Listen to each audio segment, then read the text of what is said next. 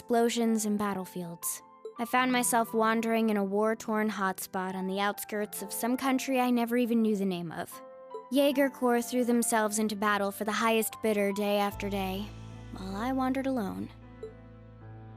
The man who eventually took me in called himself the Jaeger King. He was the leader of Zephyr, a pretty famous Jaeger Corps. He was middle-aged, crafty, stubborn, and lucky. He always seemed so carefree, but he never let his guard down. To me, though, he was the closest thing to a father I've ever had. The other members of Zephyr had their quirks, but they were all nice to me. As time went on, I started helping with the cleaning, the cooking, the packing. During my free time, they started teaching me all kinds of skills I'd need to survive on the battlefield. One thing led to another, and I ended up fighting in my first real battle. I was 10, I think. The boss was reluctant, but after the others persuaded him, he made me a full-fledged member of the group. For the next few years, we lived and fought together. I even picked up a nickname like some career Jaegers do. Sylphide. We roamed all across the continent together. There were hard times. Times when we thought we might not live through the night, but we always did.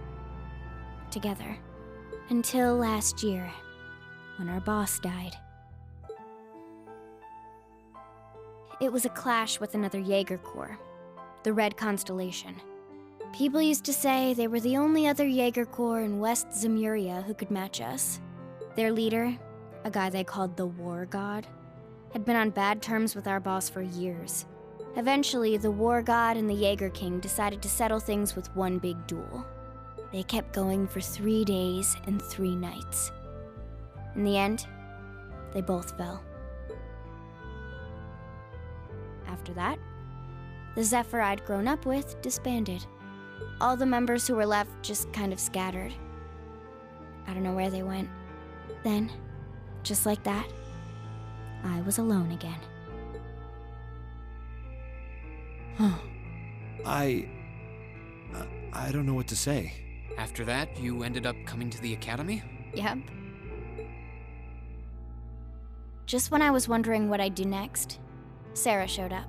She said she'd been following the situation between Zephyr and the Red Constellation. That's how we first met. I told her about what happened, and she dragged me to the academy.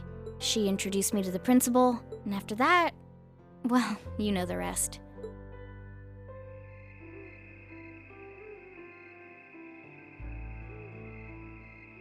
That's quite a history. Listening to you tell your story really brings into focus how limited my view of the world has been. But I feel like I finally know you. There's still so much more I want to learn, of course, but at least this gives me a base to build on. How about it? Care to mix things up a little? Oh. Let's do it.